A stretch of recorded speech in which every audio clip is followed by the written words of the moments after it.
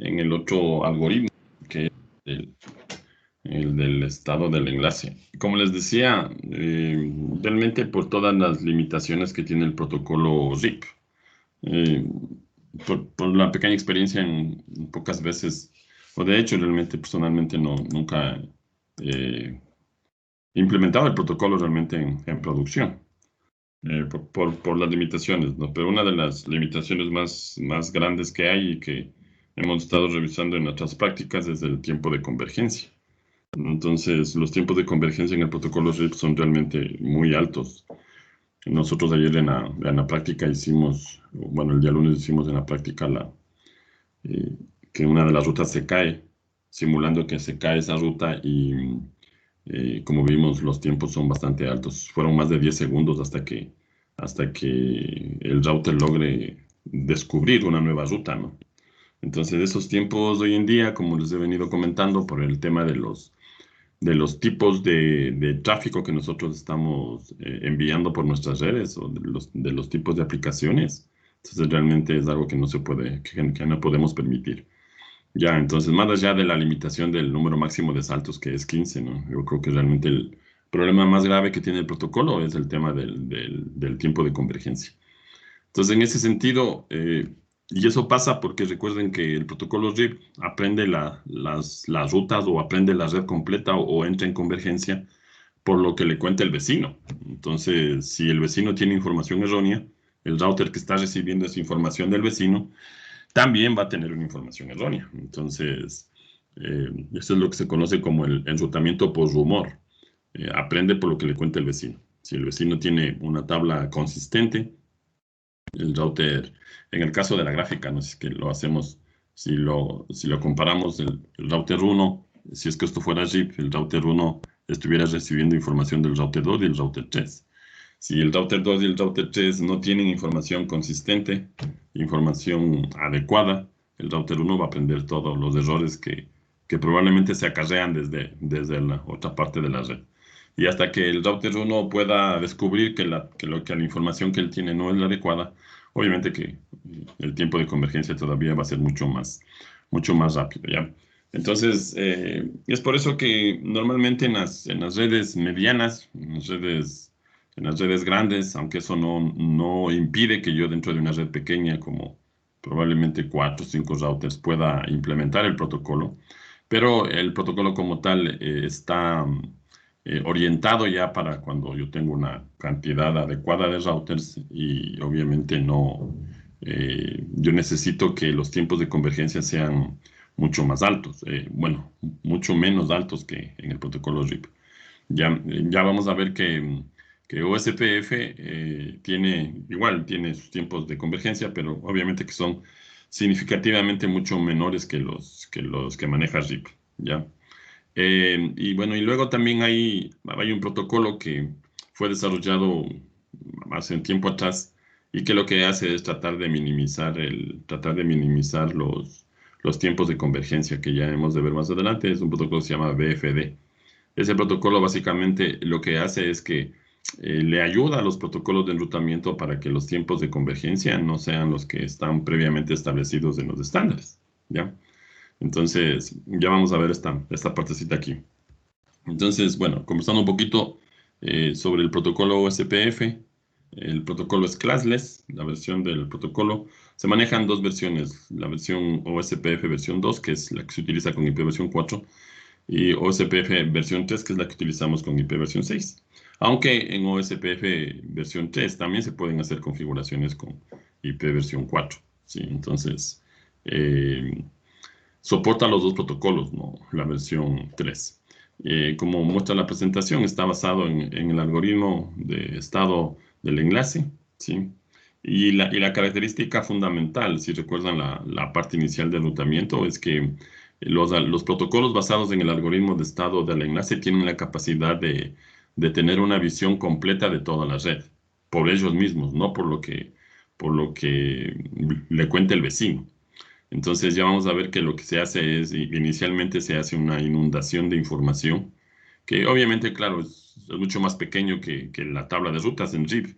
Los routers están enviando la tabla de rutas. Aquí en OSPF cada uno de los routers calcula su propia tabla de rutas, asumiendo que el router que está calculando es el router raíz. Sí, entonces, lo que hace básicamente el protocolo Link State, o bueno, más bien el algoritmo Link State, es calcular un árbol de rutas cortas, ¿no?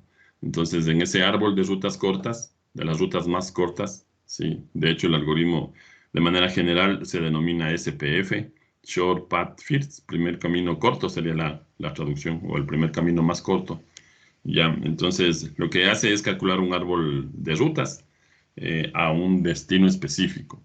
Entonces, en ese árbol obviamente debe haber una raíz y cada uno de los routers que hacen el cálculo eh, se considera la raíz y a partir de la información que se van intercambiando los routers, tienen la capacidad de tener después del proceso del tiempo de convergencia, tienen la capacidad de tener una visión completa de la red. Los únicos protocolos IGPs que tienen esta capacidad de tener un mapa completo de las redes, el protocolo OSPF y el protocolo ISIS. El protocolo EGRP sigue basado, si bien es cierto, está basado en un algoritmo que fue desarrollado por Cisco, pero ese algoritmo dual, que es como se llama, algoritmo de actualización difusa, basa su funcionamiento en el algoritmo de vector distancia.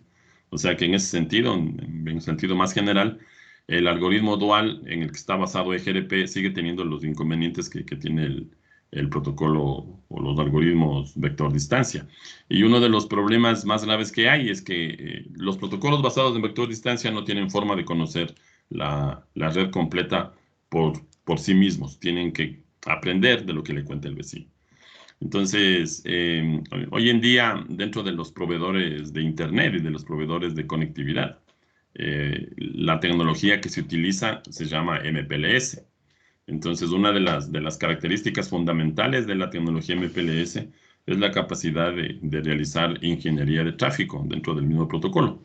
Entonces, los únicos protocolos de enrutamiento IGP, que recuerden que hay cuatro, ¿no? RIP, OSPF versión 2, AES y el protocolo EGRP, que son los IGPs. Porque BGP es un protocolo que sirve para interconectar sistemas autónomos, o sea, es un protocolo EGP. Entonces, dentro de los IGPs, los únicos protocolos que tienen la capacidad de poder realizar ingeniería de tráfico dentro de las redes de MPLS es el protocolo OSPF y el protocolo ISIS. Entonces, ya eso, bueno, hemos de revisar un poco más adelante, pero quería comentarles esto para que esté claro de que realmente son los protocolos que se utilizan ya en las implementaciones, valga la redundancia, reales de nuestras redes. El protocolo OSPF o el protocolo ISIS. De hecho, para que pueda estar corriendo el protocolo EGRP, la condición es que todos los equipos, hasta el día de hoy, que todos los equipos sean equipos Cisco. Ya les había comentado que hay una iniciativa de la misma gente de Cisco en liberar el algoritmo para que pueda ser programado en otras marcas de equipos, pero está presentado un draft a la IETF, pero todavía no hay un estándar. Y mientras no haya el estándar, obviamente que los fabricantes, el resto de fabricantes, obviamente no tiene forma de implementar el protocolo EGRP. Listo, entonces hasta el día de hoy, los únicos routers que tienen la capacidad de implementar el protocolo EGRP solamente son los de equipo Cisco. Entonces, si yo quisiera tener dentro de una red EGRP, la condición que se debe cumplir es que toda la infraestructura, absolutamente toda la infraestructura debe tener equipamiento Cisco, ¿ya? La versión 2 del protocolo, desarrollado por John Moy, está definido en ese RFC, el RFC 2328, que fue aprobado en abril del año 1998, o sea que es un protocolo que tiene bastantes años ya en el ámbito de las redes, para ser más exactos, 22 años, casi 23 años. Entonces, y que obviamente sigue funcionando, ¿no? Sigue funcionando en las redes nuevas y en las redes que ya están, en las que ya se han implementado. De manera similar como en el protocolo RIP, el protocolo OSPF tiene una métrica. Recuerden que esa métrica define qué camino es mejor que otro. Si un router OSPF necesita determinar o decidir qué camino es mejor que otro, tiene que comparar un valor y ese valor que compara se llama métrica. En el RFC no está definido cómo se calcula esa métrica, sino lo que está definido es cuál es la métrica, y la métrica de manera general se llama costo de la ruta, ¿no? Entonces, lo que hacen los fabricantes es, de acuerdo a su conveniencia, definir cómo calcular el costo de cada una de las rutas. Entonces, en el caso de Cisco y en el caso de Huawei, lo que hacen es aplicar una fórmula que ya vamos a ver que es bastante sencilla, ¿no? En el caso de Cisco es 10 elevado a la 8 sobre el bandwidth del enlace. O sea que si yo tengo un enlace entre dos routers de 50 megabits, 10 elevado a la 8 es 100 megabits, ¿no? 100 millones. Si ustedes dividen 100 millones para 50 millones, obviamente les va a salir 2. Entonces, el costo de ese enlace es 2. Huawei también lo hace exactamente de la misma forma, hace una fórmula dividiendo el ancho de banda de referencia para el ancho de banda de la interfaz. Este, y, y los otros fabricantes, digamos en el caso de MikroTik, ya lo pone un valor de costo por defecto, que me parece que es 10, ya vamos a revisar. Ya, entonces, el valor de la métrica, este valor del costo puede ser un valor entre 1 y 65.535, vuelvo y repito, eso es. Como no está estandarizado que sea una sola métrica, entonces cada uno de los fabricantes obviamente utilizan a su conveniencia, vuelvo y repito, este cálculo de la métrica. Ya, algunas características del protocolo OSPF, ya dijimos que es classless. Recuerden que los protocolos classless tienen la capacidad de enviar en las actualizaciones la máscara de red, en el caso de IP versión 4, y la longitud de prefijo en el caso de IP versión 6. De hecho, obviamente todos los protocolos de enrutamiento que soportan IP versión 6 son classless, ¿no? Porque todos deben enviar la longitud de prefijo. En el caso de IPv4 había esta posibilidad de que se tenga protocolos classful y protocolos classless. Los únicos protocolos classful eran los protocolos RIP, la versión 1, y el protocolo IGDP, que era un protocolo, el antecesor del protocolo IGDP, ¿ya? Pero claro, hoy en día ya ni siquiera la misma gente de Cisco tiene implementado el protocolo IGDP. Y entonces son los dos primeros protocolos que se desarrollaron años atrás, la versión 1 del protocolo RIP y el protocolo IGDP. Entonces, en ese sentido, hoy en día todos los protocolos que podemos utilizar y los que están definidos, RIP versión 2, OSPF versión 2, AES y el protocolo IGDP, son protocolos classless. O sea, todos ellos en sus actualizaciones, cuando un router tiene que enviar actualización a otro router, o en el caso de RIP, cuando un router tiene que enviar la tabla de rutas a otro router, también está enviando, adicional a enviar el prefijo o la dirección de red, también se envía la máscara de red en este caso, ¿no? Ya soporta VLCM y CDR. Recuerden que el CDR es la capacidad de que se puede agregar rutas. En lugar de enviar un conjunto de rutas, lo que hacemos es buscar una ruta sumarizada. Entonces, se puede también enviar rutas sumarizadas a través de los protocolos de enrutamiento. Esto sí ya es diferente al protocolo RIP, es mucho más eficiente porque ahora las actualizaciones, el protocolo OSPF no está enviando la tabla de rutas. De hecho, nunca envía la tabla de rutas. Ya vamos a ver que lo que hace inicialmente es enviar algo llamado los LSAs, los anuncios de link state, donde lo que va es la información inicial. Recuerden que los protocolos de enrutamiento lo que están enviando inicialmente en el primer proceso de convergencia es la información que cada uno de los routers conoce. Y lo que los routers conocen inicialmente no son nada más que las redes que están directamente conectadas. Entonces, en ese sentido, no se envía, o OSPF no envía ninguna tabla de rutas. Y si es que hay un cambio dentro de la red, envía una actualización solamente de los cambios.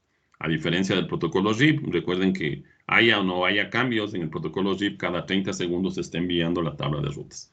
Entonces, los cambios de enrutamiento son mucho más personalizados y, claro, obviamente, si ya no se envía toda la información que estén enviando el protocolo RIP, obviamente que también el consumo de los enlaces es muchísimo menor. La convergencia comparado con el protocolo RIP, es mucho más rápida, ¿sí?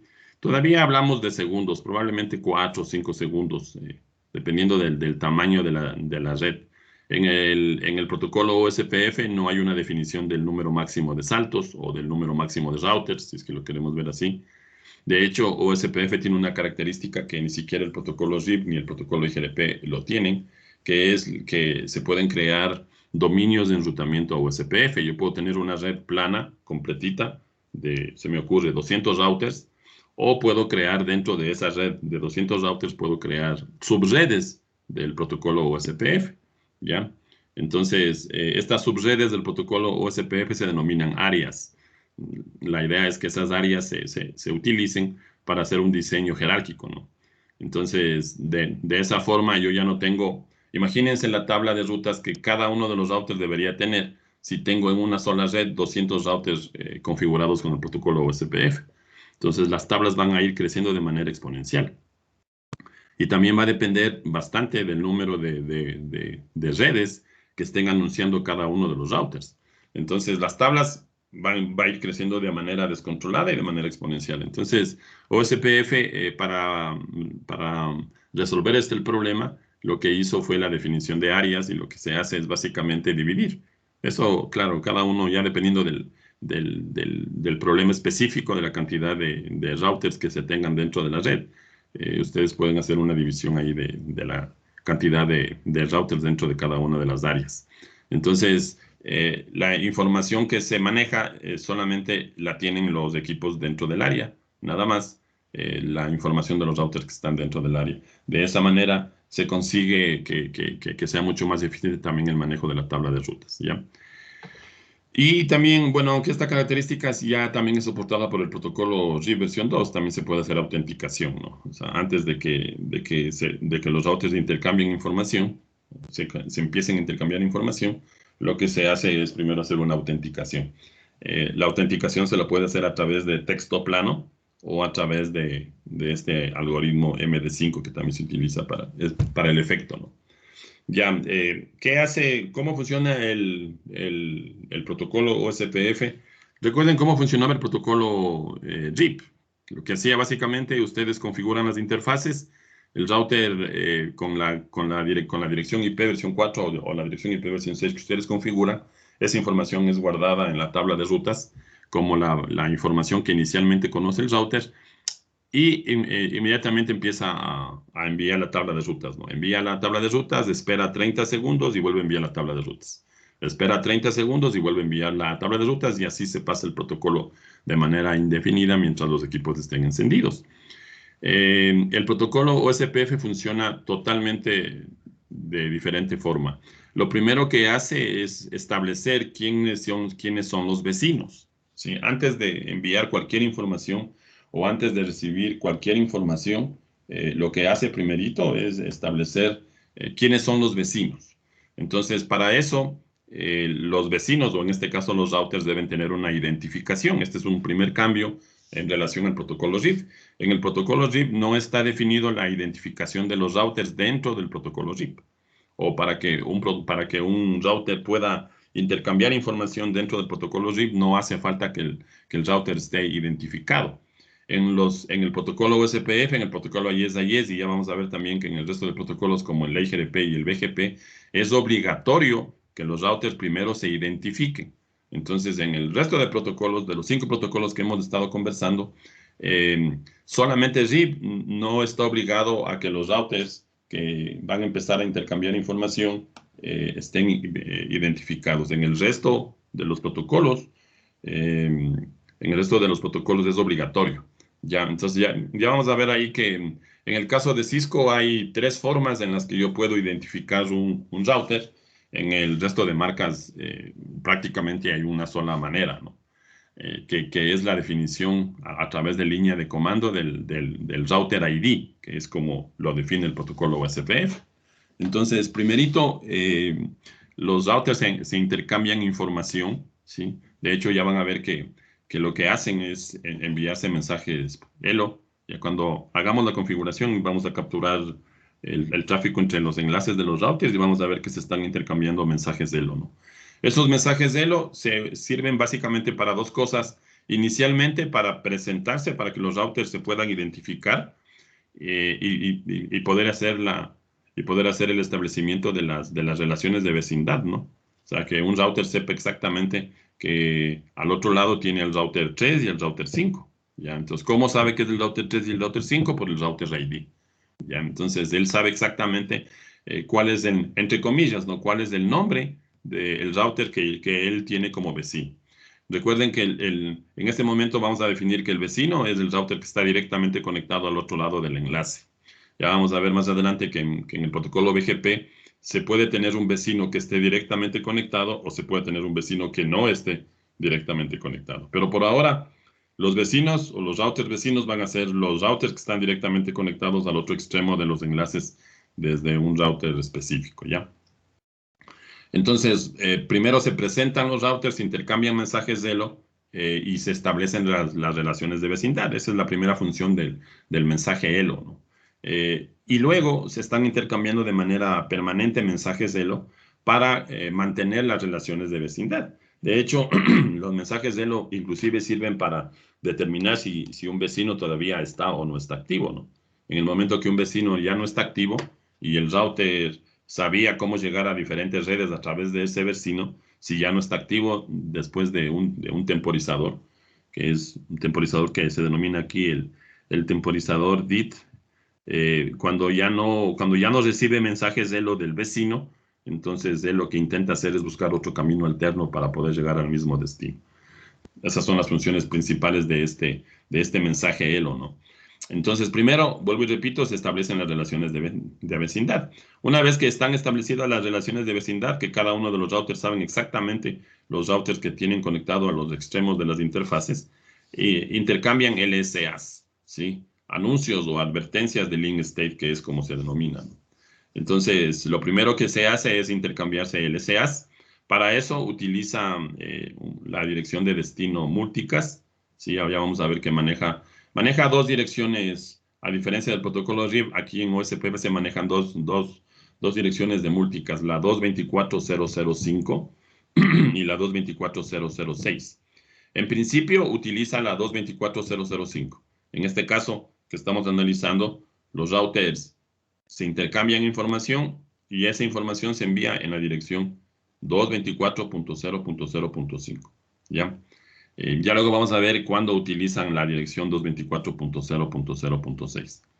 Entonces, esa información que se están intercambiando, los LSAs que se están intercambiando, va por toda la red, porque los routers tienen que reenviar el tráfico que recibe de multicast, ¿no? Entonces se están enviando por toda la red. Y cada uno de los routers, ¿sí? Una vez que comienzan a recibir LSAs, él guarda esa información dentro de una base de datos. Esa base de datos se denomina la LSDB, ¿ya? Entonces, toda la información que le está llegando de los demás routers dentro del dominio OSPF o dentro de la red OSPF, toda esa información es almacenada dentro de una base de datos. Esa base de datos se conoce como la LSDB. Esta base de datos tiene que pasarse o es la entrada a un algoritmo que se encarga de calcular las rutas más cortas. Entonces, de esta base de datos se la pasa al algoritmo SPF, ¿ya? Entonces, el algoritmo SPF es un algoritmo que se denomina de Dijkstra. No sé si han escuchado hablar, pero bueno, el algoritmo de Dijkstra lo que hace básicamente es, dada una información, intenta buscar el camino más corto hacia un destino específico. Entonces, la base de datos donde almacena toda la información de los LCAs es pasada a este algoritmo y la respuesta de este algoritmo o la solución de este algoritmo son las rutas más cortas, ¿no? Y esas rutas más cortas a cada uno de los destinos es la información que se almacena dentro de la tabla de rutas, ¿ya? Entonces, ahí está en una pequeña gráfica, en resumen, lo que hace OSPF, ¿no? Bueno, una vez que se hace el establecimiento de las relaciones de vecindad, se intercambian LCAs. Esos LCAs tienen como dirección de destino una dirección multicast, lo que significa que cuando el router 1 le envíe al router 2 un LCA, él guarda esa información en su base de datos, pero además tiene que ser reenviada por todas las interfaces, menos por la que le está llegando. De esa manera, el LCA que envió R1 a R2 también va a ser recibido por R4 y también va a estar almacenada en la base de datos de R4. R4 almacena esa información que le envió R1 a R2 y que le está enviando nuevamente R2, almacena en su base de datos y la reenvía hacia R3. Pero por acá también, obviamente, que le está llegando, ¿no? Entonces, los LCA se inundan por toda la red y cada uno de los routers va a estar reconociendo estos LCAs, y como les digo nuevamente, estos LCAs van a estar almacenados en la base de datos del link state. Eso se pasa al algoritmo de Dijkstra o al algoritmo SPF, como también se lo conoce. La solución o la respuesta de este algoritmo es un árbol de rutas, de las rutas totales hacia cada uno de los destinos, y los mejores caminos, que serían las rutas más cortas, son las que se introducen o las que se añaden dentro de la tabla de rutas. Entonces, en este sentido, el protocolo OSPF maneja tres tablas. Maneja la tabla de vecinos, maneja la tabla donde se almacenan los LCAs, ¿no es cierto? Que hemos hablado de la LSDB, ¿sí? También se conoce como tabla topológica, pero ya para ser mucho más específicos es la base de datos de los Link State Database. Esa es la segunda tabla. ¿Qué se almacena ahí? Los LCAs que están recibiendo de los demás routers.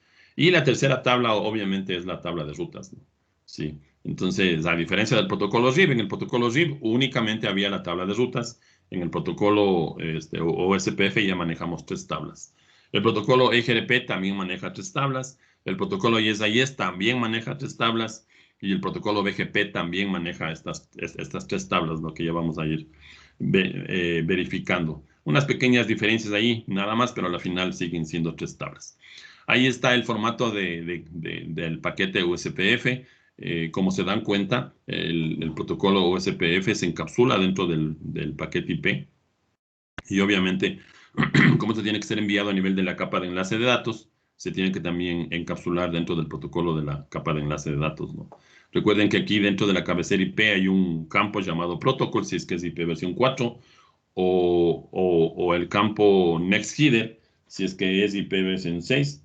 Entonces, ese campo lo que le determina es, le permite saber al protocolo IP, versión 4, versión 6, qué va almacenando, qué está almacenando qué va transportando. Entonces, el valor 89 le indica que lo que va llevando es un mensaje del protocolo, del protocolo OSPF, ¿ya? Ahí está la cabecera como tal, ¿sí? La cabecera del protocolo SPF tiene 24 bytes. 24 bytes en la versión 2, 16 bytes en la versión 3. Un poco la diferencia que hay. Y claro, como esto tiene que también pasarse a nivel de la capa de enlace de datos, si el protocolo de la capa de enlace de datos es Ethernet, las direcciones MAC address múlticas son las que están mostradas acá en la parte final, ¿no? Recuerden que la dirección de destino, la dirección de múlticas que utiliza el protocolo OSPF versión 2, es la dirección 224.005 o la dirección 224.006. En principio utiliza la 2.5. Ya vamos a ver esta de aquí, ¿no? Esta es la que se utiliza comúnmente. Ya vamos a ver en qué ocasiones o bajo qué condiciones se utiliza esta 224.006. Vuelvo y repito, si es que el paquete IP tiene que ser transportado en tecnología Ethernet, hay que definir cuáles son las MAC address. Esta sería la MAC address para la primera dirección, 224.005, y esta sería la segunda MAC address para la segunda dirección, ¿no? Las MAC address múlticas empiezan con esta secuencia, 01005E. Así es como empiezan las MAC address múlticas, ¿no?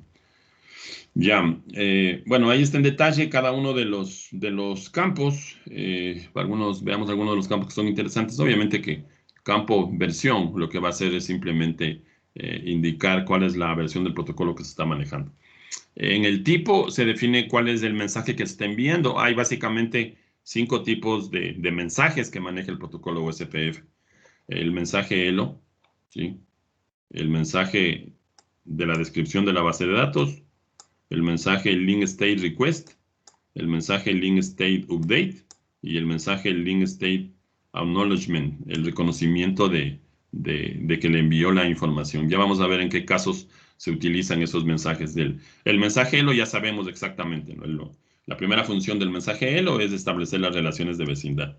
Y la segunda función del mensaje ELO es mantener esas relaciones de vecindad, ya, básicamente. Bueno, luego está la longitud del paquete, ¿ya? La identificación del router, el router ID que les he mencionado, que es la forma como el router se identifica dentro del dominio OSPF. Como el protocolo OSPF maneja áreas o tiene la capacidad de manejar diferentes áreas, también hay la identificación del área. Por defecto, vamos a utilizar una sola área, que sería, en Cisco se denomina el área 0. ¿Ya? Entonces, en nosotros, o el área de backbone, como también se lo denomina, ¿no? Entonces, ya luego vamos a ir revisando esta partita cuando veamos el tema de múltiples áreas. Ya, luego hay un campo que lo que hace básicamente es determinar si no ha habido ninguna modificación en la cabecera, que es el campo checksum, de manera similar como se hace el checksum en IP o como se hacía en UDP y en TCP, ¿no? Entonces, permite determinar si el mensaje OSPF tuvo alguna modificación en el tránsito de la información. Y al final hay una información de autenticación, ¿no? Recuerden que una de las características era que antes de intercambiarse información, ya sabemos que ahora esa información se llama LCAs. Verán que no es la tabla de rutas. Vuelvo y repito, a diferencia del protocolo RIP, en el protocolo OSPF no se intercambian la tabla de rutas. Lo que intercambiamos son LCAs, mensajes del protocolo OSPF. ¿Ya? Entonces, en el campo autenticación vamos a tener tres valores. El valor 0 significa que no hay ninguna autenticación. El valor 1, que es una autenticación simple en texto plano. O sea que ahí debería ir la contraseña. Si es que configuré los dos equipos y les puse una contraseña en texto plano, dentro del campo authentication lo que va a viajar es la contraseña que se está utilizando. Y si está el valor 2, lo que significa es, en el authentication type obviamente, es que hay una autenticación criptográfica, ¿no? Y esa autenticación criptográfica está basado en el algoritmo MD5 que conversamos hace un ratito ya.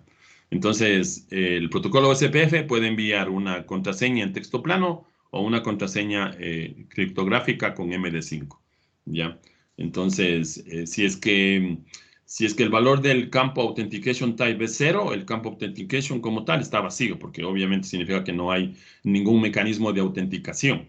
Si el valor del Authentication Type es igual a 1, en el campo Authentication iría la contraseña en texto plano que están utilizando los routers para poder hacer el mecanismo de autenticación.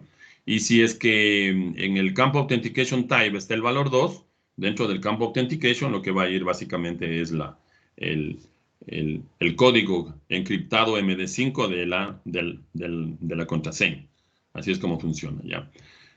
Entonces, dijimos que habían 5 tipos de paquetes o de mensajes OSPF. Entonces, ahí está el mensaje ELO, que ya dijimos que es para el descubrimiento de vecinos, para la construcción de las adyacencias y para mantener las mismas, ¿no? Entonces, ¿cómo se mantienen? Los routers que intercambian mensajes ELO. No se intercambian tabla de rutas, vuelvo y repito. Los mensajes ELO son muchísimo más pequeños que la tabla de rutas, que recuerden que el tamaño de la tabla de rutas en el protocolo RIP va a depender de la cantidad de prefijos que se estén anunciando entre los routers. Aquí el mensaje ELO es solamente un mensaje es una especie de ping. El router le hace ping al otro equipo para esperar que responda y si es que le responde, él sabe que el vecino está activo, que no tiene ningún problema. Entonces, el router, vamos a suponer que hay dos routers interconectados, router 1, router 2, a través de un enlace punto a punto. El router 1 le pasa al router 2 del mensaje ELO y el router 2 le pasa al router 1 el mensaje ELO. Eso significa, o más bien, esos mensajes le ayudan a los routers a determinar que los vecinos están activos y que no tienen ningún problema. Luego está este otro mensaje, este otro paquete, que es la descripción de la base de datos, del paquete DVD, que lo que se utiliza es básicamente para que todos los routers tengan sincronizadas la base de datos de los link state, ¿ya? Entonces, lo que se envía es una descripción, vuelvo y repito, no se envía la base de datos completa, sino se envía una descripción, que básicamente lo que le dice es cuántas entradas tiene, la fecha y la hora en la que se actualizaron las entradas, y esa información es la que se envía entre los routers, también cuando se requiere, obviamente, ¿no? Entonces, una vez que los routers les llega esa información es comparada con la información que ellos tienen. Digamos que la información de la DDB llegó que él tiene dentro de su base de datos 25 LCAs, y entonces él compara si tiene 25 LCAs. Si es que no tuviera 25 LCAs, vamos a suponer que la información que le está llegando le está indicando que un router tiene 25 LCAs y él en su tabla LSDB tiene apenas 20 LCAs, entonces él sabe que le falta 5 LCAs. Entonces, ¿qué es lo que hace? Solicita esa información. ¿Y cómo lo solicita? Utilizando un LSR, ¿sí? Entonces, la descripción de la base de datos solamente le sirve para verificar si la información que le está llegando es la información que él tiene. Si es que no fuera la información que él tiene, claro, obviamente para poder tener convergencia, debe solicitar la información que le está enviando, entonces, o que le está faltando más bien. Entonces, ¿cómo hace el router para solicitar esa información? Utiliza un mensaje LSR. Una vez que llegó a determinar que le falta cierta información dentro de la base de datos, para poder tener sincronizada esa base de datos, lo que hace es solicitar. Me falta información de los LCAs que no están dentro de mi tabla. Entonces, lo que hace es enviar un LSR. El router que le envía esa información lo envía a través de un LSU, un update, una actualización. Ahí se envía el registro de los LCAs que le está faltando, ¿ya? Y claro, el router que recibe la información esta tiene que confirmarle al router que le envió que la actualización ya le llegó. Y entonces esa actualización o esa confirmación, recuerden, es algo parecido a cómo funcionaba TCP, ¿no? Entonces, una vez que el router OSPF recibe la actualización o recibe la información que él solicitó, él tiene que confirmar que esa información le llegó utilizando un LS-ACK, ¿sí? Él tiene el mismo sentido de los ACKs que se utilizan dentro del protocolo TCP. Recuerden que ahí la idea es básicamente que se confirma que la información que le llegó sin ningún inconveniente. Aquí pasa exactamente lo mismo. Confirma que la actualización de los link state que fue requerida les llegó sin ningún problema. Ya, un poquito más en detalle, algunos parámetros, algunas cosas sobre el paquete ELO. Ya dijimos que es para el descubrimiento de vecinos, el establecimiento de adyacencias, pero además, esto es importante, además, inicialmente se están enviando también 3 parámetros fundamentales. El tiempo en el que se van a enviar los mensajes de ELO, ¿sí? En qué tiempo el router 1 le va a enviar el mensaje ELO al router 2 y en qué tiempo router 2 va a enviar el mensaje al router 1. Eso se llama el tiempo del mensaje ELO. Por defecto es 10 segundos, ya vamos a ver. Aunque eso depende fundamentalmente del tipo de redes que se estén manejando. Ya vamos a ver que OSPF define algunos tipos de redes en los que puede funcionar el protocolo OSPF como tal. Entonces, el tiempo del mensaje ELO va a depender del tipo de redes. En redes como estas, punto a punto, yo tengo una conexión punto a punto, el ELO interval es de 10 segundos. Por defecto, cada 10 segundos se está enviando el mensaje ELO. Recuerden, no se confundirán, no es la base de datos, no es la tabla completa. Es solamente un mensaje ELO, ¿no? Una especie de ping para verificar que el vecino sigue estando activo, ¿ya? Y después hay un intervalo de DIT, si lo queremos traducir de manera textual, sería el intervalo de la muerte, ¿no? Ese intervalo significa cuánto tiempo va a esperar un router antes de que, cuánto tiempo va a esperar recibir un mensaje ELO antes que el router declare que el vecino está en estado down. En este caso, el router 1, este intervalo DIT, significa cuánto tiempo va a esperar mensajes ELO del router 2 antes de que el router 1 declare que el router 2 se cayó o que tiene algún inconveniente. Ya, entonces, eso es el valor. Ya vamos a ver cuánto tiempo es. Y otro parámetro fundamental también es el tipo de la red, ¿sí? Entonces, esos parámetros tienen que hacer un match entre los routers. O sea que el valor del intervalo ELO, el valor del intervalo DIT y el valor de la configuración del tipo de red tienen que ser exactamente los mismos aquí en esta relación de vecindad. Si no son los mismos, simplemente no se establece la relación de vecindad.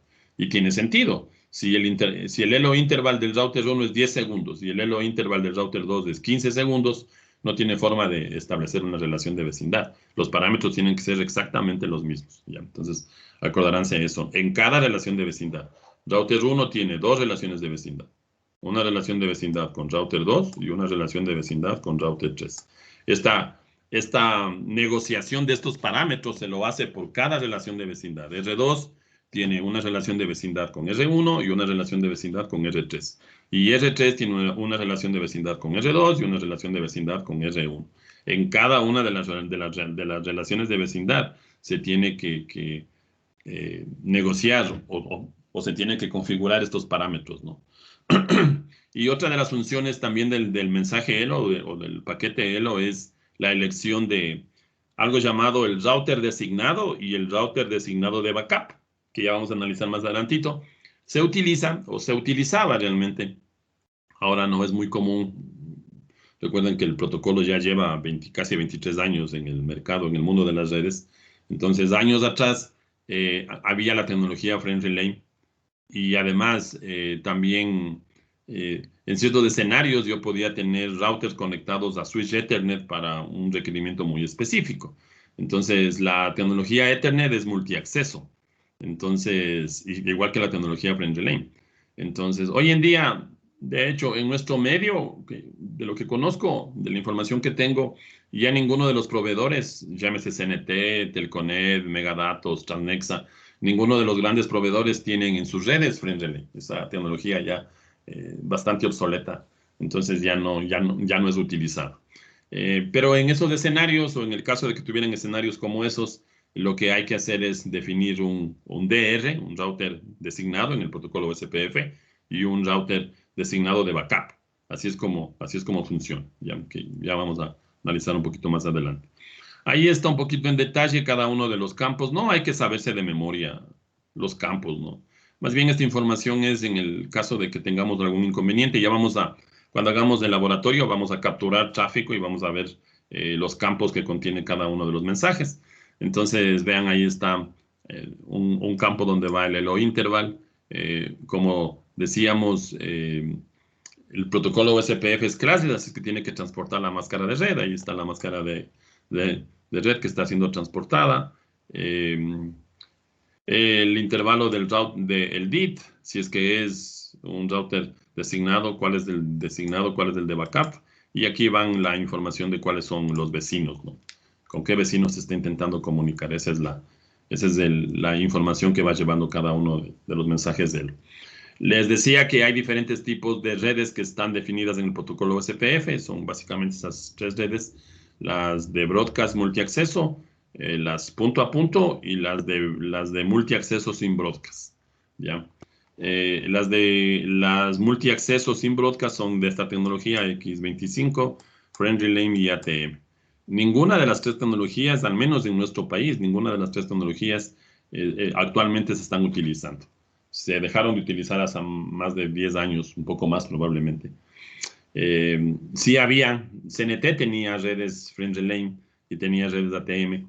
De hecho, realmente fue la única empresa que tuvo esas tecnologías, porque esas tecnologías eran orientadas fundamentalmente a las redes telefónicas públicas, ¿no? Entonces, como la CNT, antes llamada Andinatel, manejaba todo el tema de las comunicaciones dentro del país, ellos sí tenían implementaciones de Friend Relay y de ATM.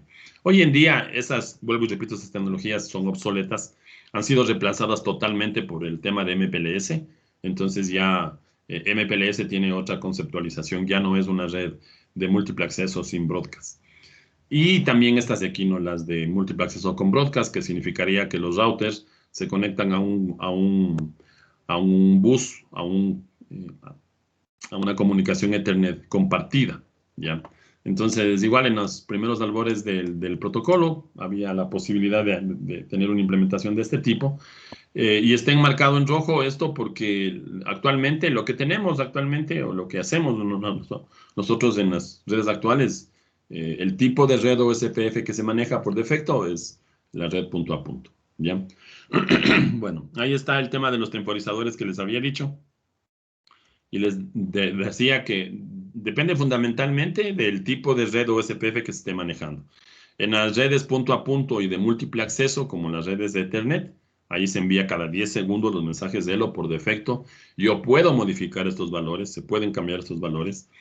Y en las redes de múltiple acceso sin broadcast, como las que ya dijimos, Friend Relay, X25 y ATM, los mensajes de Elo se envían cada 30 segundos por defecto. ¿Ya? Tanto los mensajes de Elo en las redes punto a punto y múltiple acceso como en las redes de múltiple acceso sin broadcast, se envían estos mensajes de Elo a esta dirección. Esta es la dirección de destino, la 224005, ¿ya? Y luego también está el DIT. El intervalo DIT, ya dijimos que es el periodo expresado en segundos que un router podría esperar recibir un mensaje Elo antes de que declare que el vecino pasó al estado down, que el vecino tuvo algún inconveniente y ya no está activo. Así funcionaría. Por defecto es 4 veces el tiempo del mensaje Elo. ¿Sí? Entonces vean, los grandes fabricantes, Cisco, Juniper, Huawei, lo manejan de esa manera, ¿no? El DID interval es 4 veces el Elo interval. Entonces, en el caso de los enlaces punto a punto, el DID interval es 40 segundos, o sea que va a esperar 40 segundos antes de declarar que el vecino se cayó, ¿ya? O que el vecino tuvo algún inconveniente.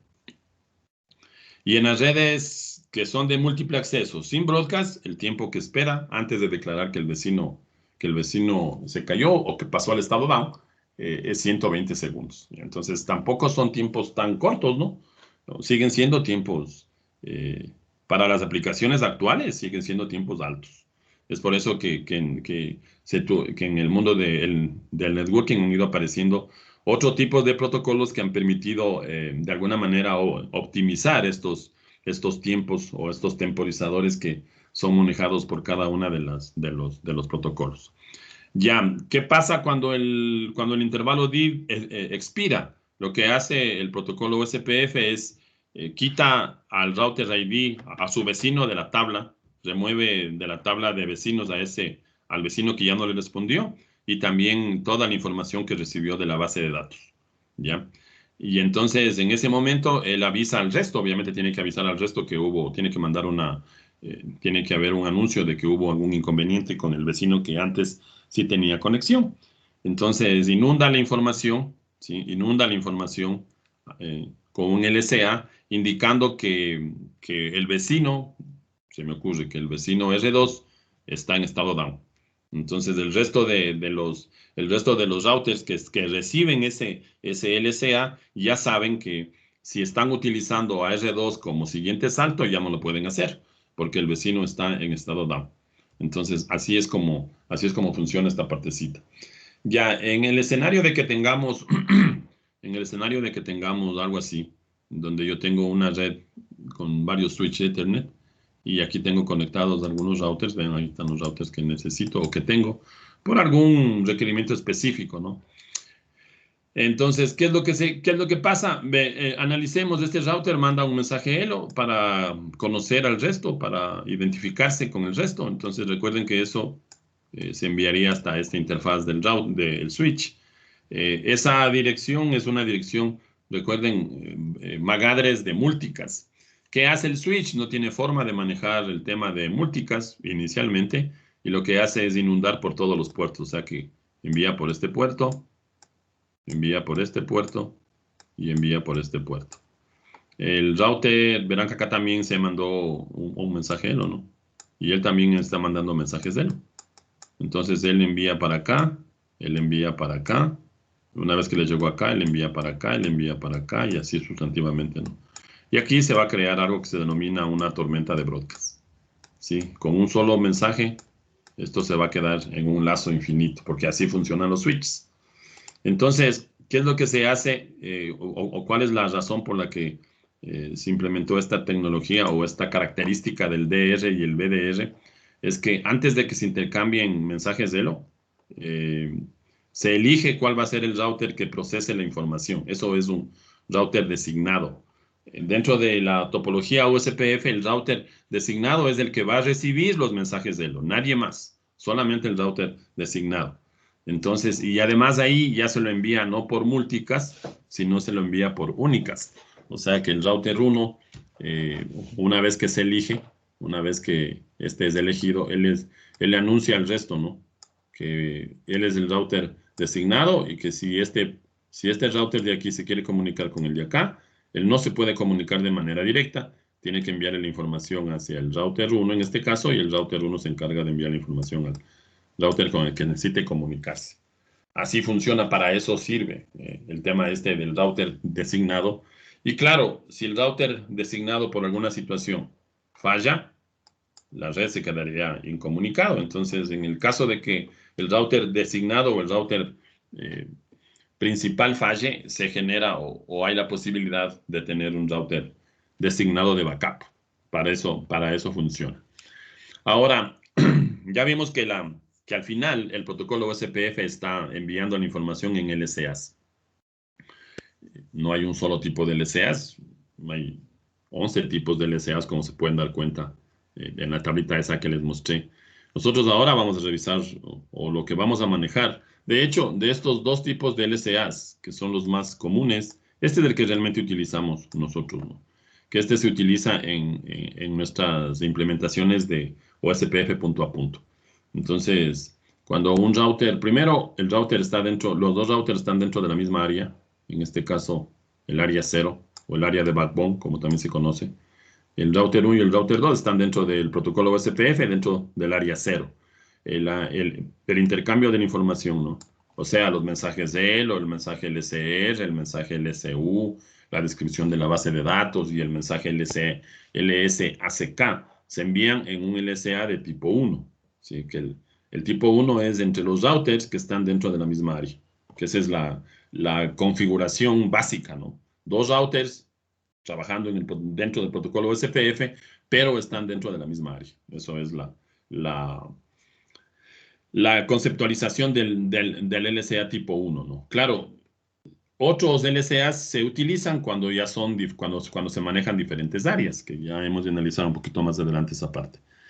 Y el otro LCA es donde hay un DR, ¿no? Donde hay un DR y un BDR, que como ya dijimos, son casos muy específicos, pero en el caso de que existiera una topología como la que está mostrada en la gráfica, donde la conexión de los routers lo estamos haciendo a través de una red de múltiple acceso con broadcast, que es la definición de la red Ethernet.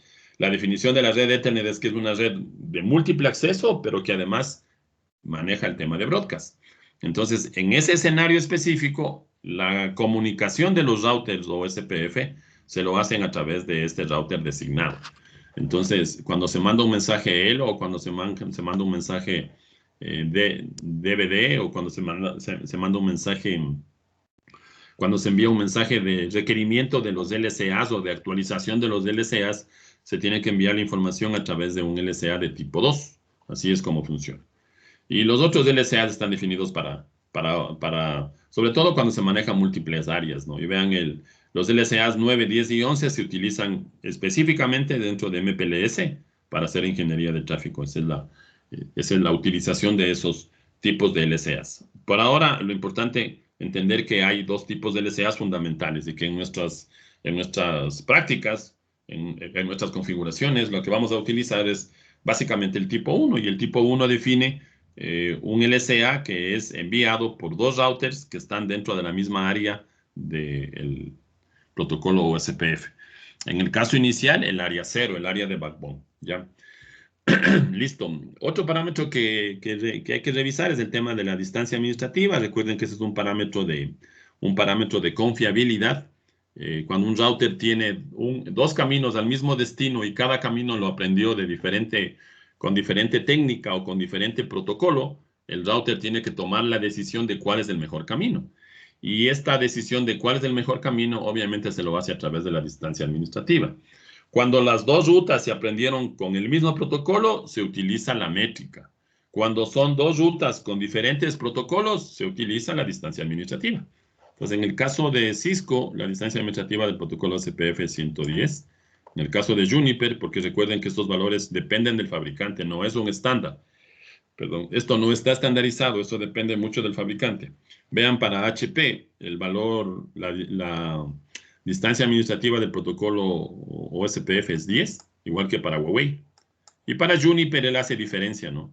De las redes internas y de las redes externas. ¿Cuáles son las redes externas? Las que se aprenden de otro protocolo. En RIP, vimos que cuando yo quiero que mi red RIP salga a Internet, lo que tenía que hacer es crear una ruta por defecto y el protocolo RIP tenía que ser una redistribución. Esa ruta por defecto para el protocolo RIP es una ruta externa.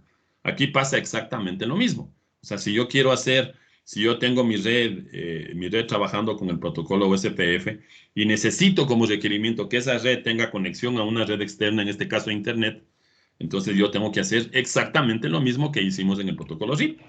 El router de frontera OSPF crea una ruta por defecto. Y este router de frontera o router edge, como lo quieran llamar, envía la información a sus demás routers OSPF a través de una redistribución de la ruta por defecto. De hecho, el comando es exactamente el mismo, Default Information Originate. Ese es un comando estándar tanto para el protocolo RIP como para el protocolo OSPF. Entonces, en Cisco se utiliza el mismo comando, ¿ya? En los otros fabricantes habrá que buscar, ¿no?, el mecanismo que utiliza Juniper, que utiliza HP, que utiliza Huawei, para hacer la redistribución de la ruta por defecto, ¿ya? Entonces, así es como funciona. En Juniper se tiene una diferencia o más bien una granularidad de la distancia administrativa o de la preferencia de ruta, ¿ya? Cisco lo conoce a este parámetro como la distancia administrativa. Los demás fabricantes lo conocen como preferencia de ruta, que tendría mucho más sentido, ¿no? Si tengo una ruta que aprendí por RIP y una ruta que aprendí por OSPF, ¿qué ruta es la preferida? Sí, entonces esta preferencia de ruta lo va a indicar este valor de confiabilidad llamado, en el caso de Cisco, vuelvo y repito, es llamado la distancia administrativa. Entonces, estos valores, recuerden, son valores que son valores que están definidos por cada uno de los fabricantes. Ahora, de manera general, ya vimos que habían cinco actividades o 5 pasos por los que pasa el proceso OSPF antes de tener la información dentro de la tabla de rutas. Cada uno de estos procesos pasa por diferentes estados. Entonces, cuando los routers arrancan, están en el estado down. Una vez que están en el estado down, empiezan a intercambiarse información ELO, ¿sí?, enviando los mensajes, el mensaje ELO a la dirección 224.0.0.5. Cuando se está haciendo este intercambio de información, los routers OSPF están dentro del estado init. Ya, o sea, se están inicializando, si es que lo quieren llamar así. Como el intercambio de los mensajes ELO es entre los vecinos, o sea, el router 1 le pasa el mensaje ELO al router 2 y el router 2 le pasa el mensaje ELO al router 1, entonces ese intercambio de información, cuando se reconoce la información y cuando van creando su tabla de adyacencias o su tabla de vecinos, esa etapa del proceso se conoce como el estado de 2 vías, ¿sí? 2 vías, ¿por qué? Porque recuerden, R1 le manda el mensaje a R2 y R2 le manda el mensaje a R1. Se están sincronizando de manera bidireccional, ¿ya? Una vez que se establecen las relaciones de vecindad, ¿no es cierto?, la siguiente etapa era enviarse los mensajes LCAs, ¿ya? Entonces, en una relación de vecindad, imaginen 2 routers, R1, R2. En esa relación de vecindad, ¿quién empieza a enviar los LCAs? Entonces, no es que lo envían de manera simultánea los dos. Como dice la presentación, el primero que envía es el que tenga el router ID más alto. Digamos que el router 1 tiene como router ID el número 100 y el router 2 tiene como router ID el número 80. De los dos, ¿quién tiene el router ID más alto? El router 1. Entonces, el router 1 empieza enviando los LCAs. Cuando hace este proceso, estamos en la etapa del ex-start, ¿ya? Entonces, la etapa del ex-start es definir de los dos routers, en el enlace punto a punto de los dos routers, cuál es el router que va a empezar a enviar los LCAs. Ya, cuando se envían los LCAs, estamos en etapa de intercambio, obviamente, ¿no? Ya se están intercambiando los valores de los LCAs. Cuando esa información de los LCAs se almacena dentro de la base de datos, recuerden que esa información se iba almacenando dentro de la base de datos. Esa etapa se llama la etapa de carga, sería, ¿no?, el loading stage. Y una vez que todos los routers dentro del dominio OSPF tienen la misma base de datos, la LSDB idéntica, significa en términos generales, que la red está en convergencia. En términos de OSPF, que la red está en el estado full. Eso significa. Entonces, el estado full es el estado en el que todos los routers tienen la misma base de datos, la misma LSDB. Ya. Listo. Para finalizar esta partecita, la métrica, recuerden que les dije inicialmente que la métrica se lo hacía a través de un cálculo. Ahí está la fórmula que utiliza Cisco, 10 elevado a la 8 sobre el bandwidth en bits por segundo. Y la fórmula de Juniper es el ancho de banda de referencia dividido para el ancho de banda de la interfaz. Este ancho de banda no tiene nada que ver con la tasa física de transmisión. Es un parámetro que utiliza el protocolo, que de hecho puede ser modificado, ¿no? Yo puedo tener un canal Gigabit Ethernet cuyo bandwidth es de 1000 megabits, que yo le puedo poner 50 megabits sin ningún problema. No significa que como yo le cambié la tasa de transmisión del bandwidth, que estoy modificando la tasa de transmisión física, porque físicamente va a seguir enviando 1000 megabits, si es que es un puerto de 1 gigabit. Va a seguir enviando 1000 megabits o va a poder enviar hasta 1000 megabits. Entonces, este bandwidth es un parámetro lógico que me sirve para calcular la mejor ruta o las mejores rutas dentro del protocolo OSPF. Ya, vuelvo y repito, se pueden cambiar. Yo puedo cambiar. De hecho, si quiero hacer un escenario donde quiero que un camino específico sea el que tomen los paquetes, yo puedo ir modificando los valores del ancho de banda de cada una de las interfaces. Entonces, ese valor del ancho de banda es un valor que va a ser utilizado, en este caso, para hacer este cálculo, ¿no? En el caso de Cisco. Y en el caso de Juniper sería este valor de la interfaz para hacer el cálculo del costo. Sirve básicamente solamente para eso. Entonces, en el caso de Cisco, cualquier interfaz mayor a 100 megabits tiene un costo de 1. Vean, ahí está. Entonces, una interfaz a 100 megabits para el protocolo OSPF, ¿no?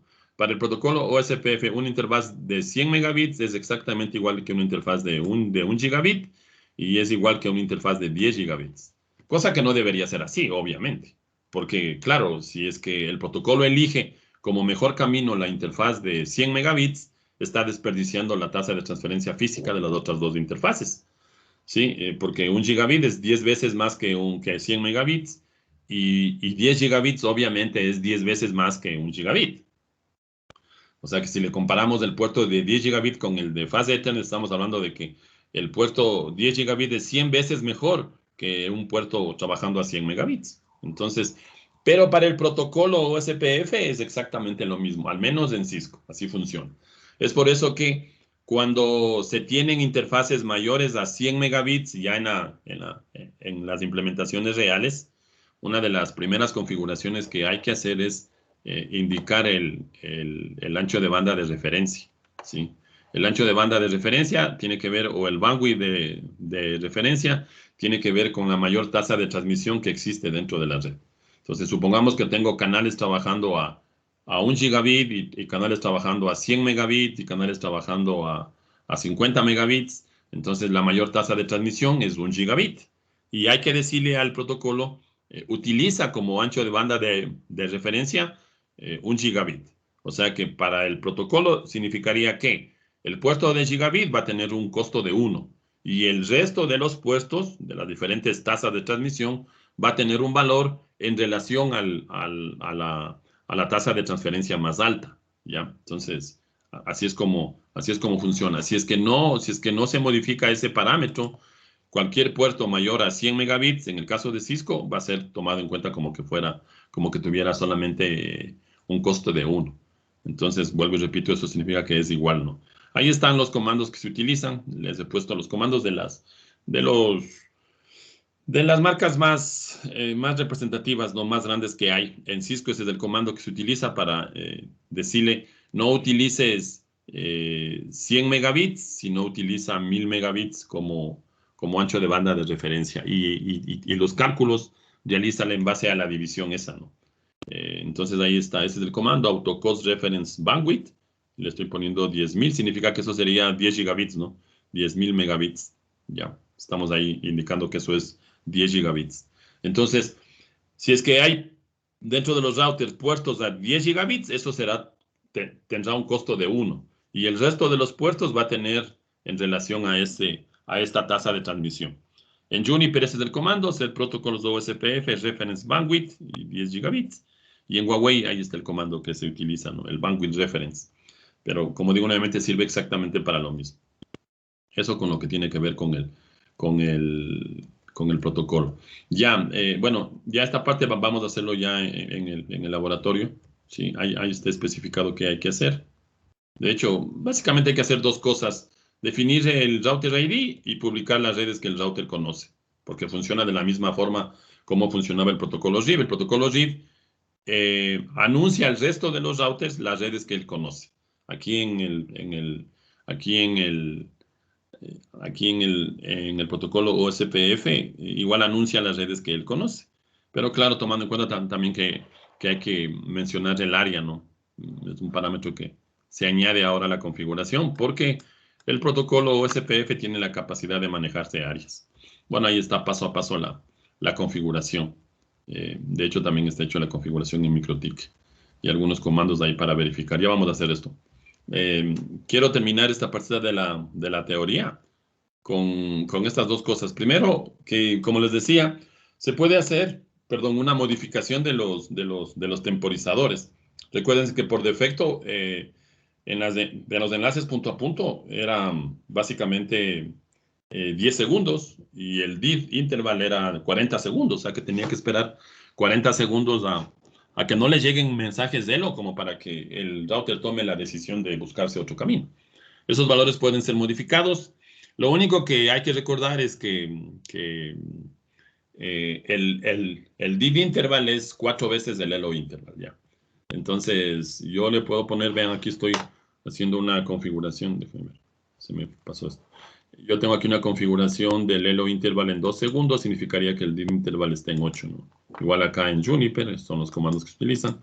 Y aquí, bueno, esto lo actualicé ayer. Esto es los comandos en Huawei. Esto está mal, no es 10, es 16. Déjenme ver de una vez, les cambio esto porque es 4 veces de ley. Eso ya está definido. Es 4 veces es 4 veces el tiempo del mensaje Elo. El mínimo tiempo o el valor del Elo interval mínimo que yo puedo configurar es 1. O sea que yo podría estar enviando mensajes de Elo cada segundo, ¿no? ¿Ya? Y el div interval sería 4 segundos. O sea que el router 1, si es que yo le configuré a 1 el Elo interval, significaría que el router 1 va a esperar hasta 4 segundos por recibir el mensaje Elo. Si después de 4 segundos no recibe el mensaje Elo, automáticamente él declara que el vecino se cayó. Pasamos de 40 segundos a 4 segundos. Entonces, esos valores se pueden modificar. Ya, y para finalizar esta partecita, el balanceo de carga, recuerden esto, ¿no? Esto es una característica de los protocolos de enrutamiento. Cuando el protocolo OSPF, en este caso, encuentra más de una ruta con el mismo costo a un destino, automáticamente hace balanceo de carga. Por defecto puede manejar hasta cuatro caminos para hacer balanceo de carga, ¿no? Por defecto 4 caminos. Y se podría llegar como máximo a tener 16 caminos diferentes, si es que los 16 caminos tienen el mismo costo, ¿ya? ¿Cómo voy cambiando el número de caminos que los routers pueden tomar para hacer balanceo de carga? Se usa este comando, el maximum paths. Habrá que buscar en cada uno de los fabricantes el número máximo de caminos que yo tenga, ¿no? Aquí hay una pequeña diferencia que quería hacerles notar. En Cisco, el balanceo de carga se hace por dirección de destino, ¿ya? Entonces, por defecto se hace por dirección de destino. En Juniper, cuando activo la capacidad del balanceo de carga, en cambio se hace por paquete. Entonces, si el router 1 necesita enviar 100 paquetes hacia el otro extremo y hago balanceo de carga, con Juniper 50 paquetes se irían por el primer camino y 50 paquetes se irían por el otro camino, ¿ya? En Cisco, si yo acá tengo un host, voy a cambiarles si acá tengo un host dentro de la misma red, ¿no? Digamos que este 172.16.0.10 y por acá 172.16.0.20. Entonces este router quiere llegar a este host, el balanceo de carga aquí se lo hace por defecto por dirección de destino. Entonces el tráfico dirigido a este host tomaría, digamos, de este camino y el tráfico dirigido a este host tomaría este otro camino, por poner el ejemplo, ¿ya? Entonces, en Cisco el balanceo de carga por defecto basado en la dirección de destino. En Juniper, cuando activo, porque está desactivado, ¿sí? En Juniper, el balanceo de carga está desactivado. Yo tengo que activarlo, ¿ya? Entonces, si se activa, por defecto se activa basado en el balanceo de carga por paquete. Los equipos Cisco también pueden hacer un balanceo de carga por paquete. Por defecto lo hace por destino, pero sí se puede configurar el balanceo de carga por paquete. ¿Ya? ¿Está claro hasta ahí? ¿Alguna preguntita?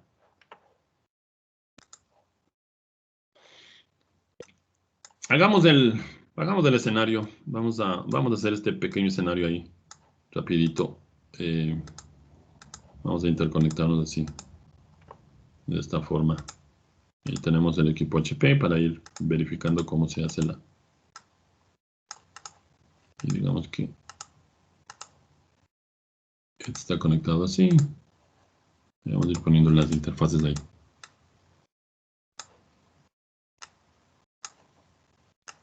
Esto es la M0, esta es la M1, esto es la Ethernet. Esto es la Ethernet. Ya.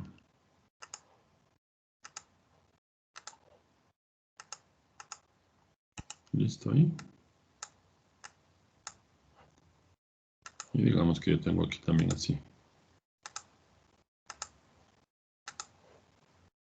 Y hay una conexión entre estos dos.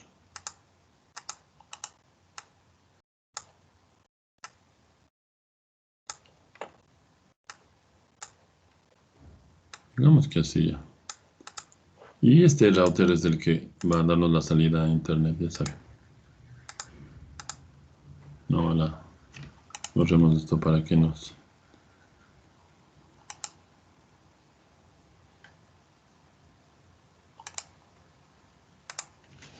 Inge, este protocolo igualmente es escalable, ¿verdad?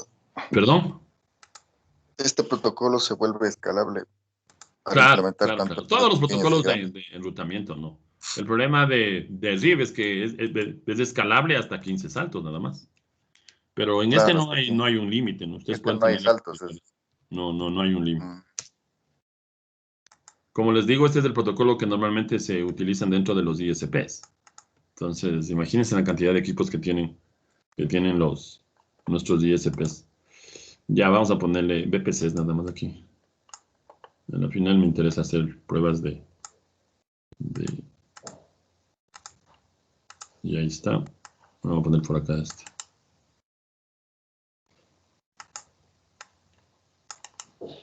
Digamos esto. Vamos a ponerle por acá. Y este de aquí. Vamos a ponerle por acá.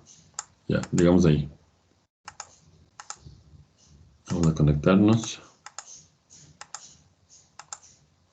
Esto es la 2. Conectémosle la 3.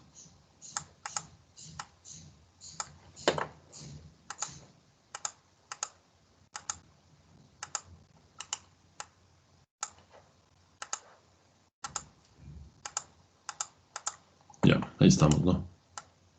Entonces aquí vamos a correr OSPF. Digamos que nuestra red va a ser la 10.10.x.0/24. Y ahí le vamos a poner aquí prefijos. Digamos que esta es la 2. Esta es la 3. Esta es la 4. 5. 6. Y 7. Ahora vamos a hacerlo. Las redes completas, ¿no? Ya saben que ahí se pueden utilizar subredes sin ningún problema.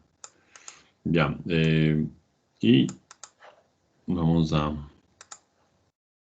decir que este es el prefijo 60. Este es el 61. 10.10, ¿no? 62. Y 63. Y ahí estamos. Listo. Voy a encender primerito este para hacer la configuración del telnet. Esto habrá que conectar al NAT y esas cosas que ya saben.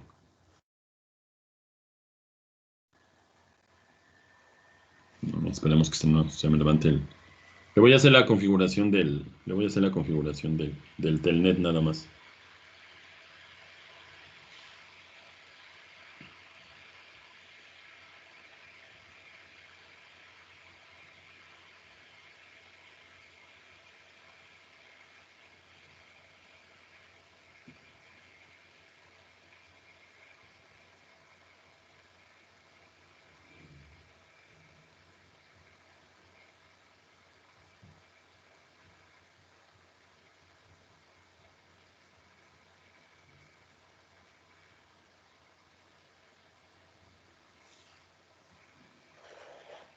A ver.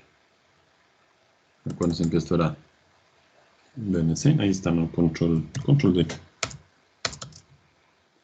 D. System View. User Interface. AUX 0. Authentication Mode, ninguno. Y User Role. Network Admin. Quit. Save. Le digo que sí quiero grabar esa configuración. Recuerden que eso es para activar el soporte de Telnet. Ya. Le voy a apagar ahora al equipo este. Configuro aquí, le digo que en vez de VNC voy a usar ahora Telnet. Aplico y OK. Listo. Y ahora sí voy a encender estos equipos. Encendamos los otros equipos también. Ya, y digamos que esto es, ya saben, ¿no? Esto es dirección pública 200.10.10.0 del nivel 24. Y acá obviamente estará conectado el objeto cloud, el objeto nube NAT. El NAT.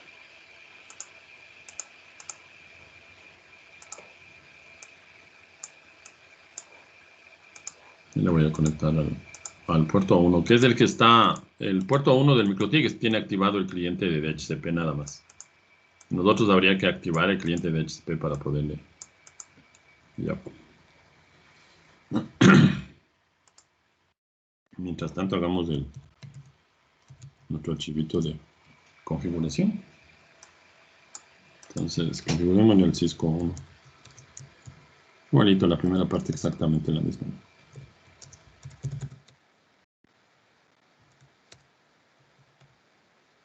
Internet interface de Ethernet 00 10.10.2.1.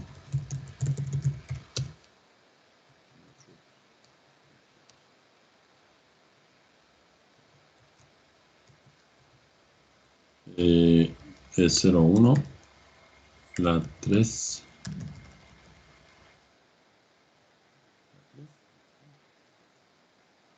La es 02. La 60 no.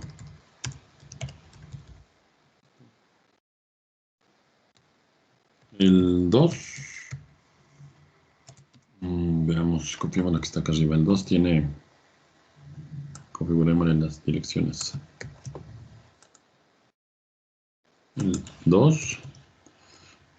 El AE00, la 5.1. La AE01, la 6.1. La E02, la 3.2.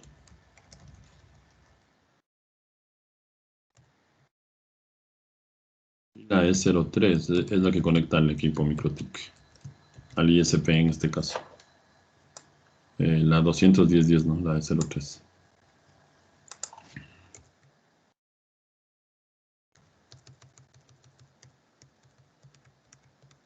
Listo.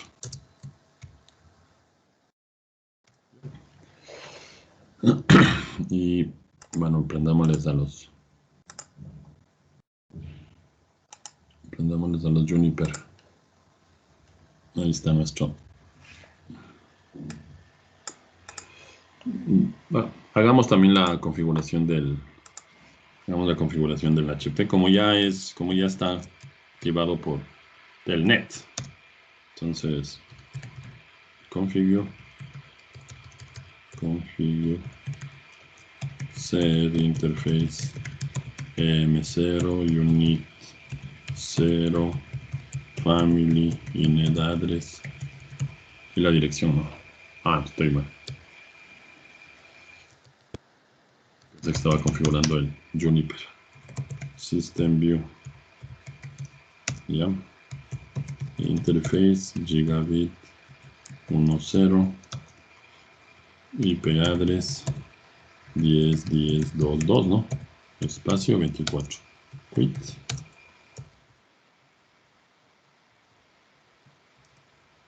La 2.0 es la 4.1, ¿no? 4.1.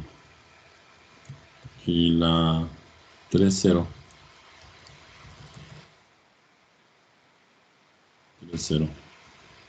es la 61, ¿no? 61.1. Ahí está. Esa sería la configuración inicial de las interfaces.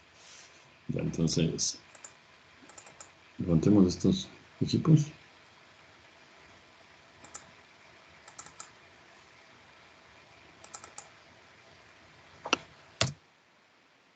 Ahí está la chica ya funcionando.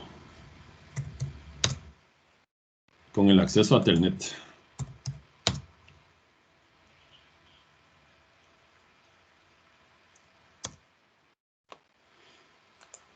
Ya. Copiémosle la configuración del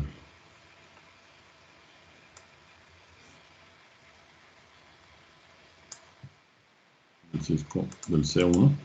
Ahí está. Copiamos ahora la del Cisco 2.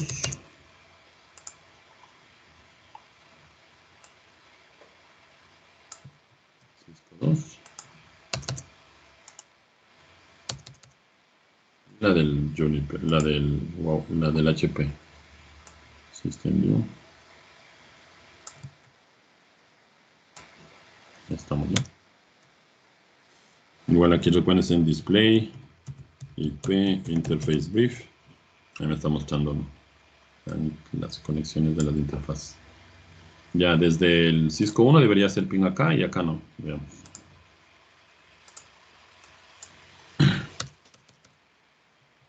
Ping 10.10.2.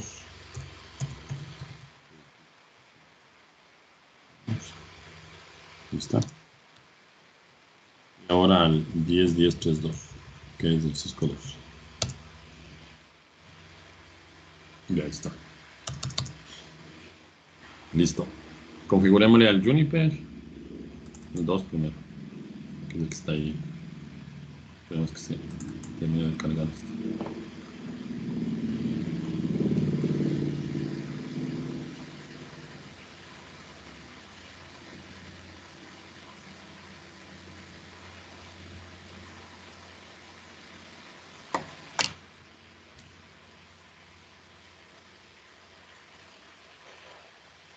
Tenemos que meter el prompt.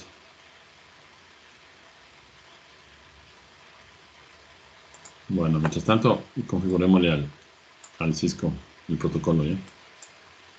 Entonces, el router ID es una identificación de 32 bits.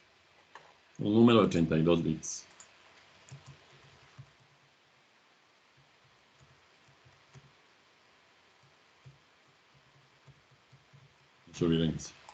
Y de hecho, este número de 32 bits se utiliza tanto en OSPF versión 2 como en OSPF versión 3.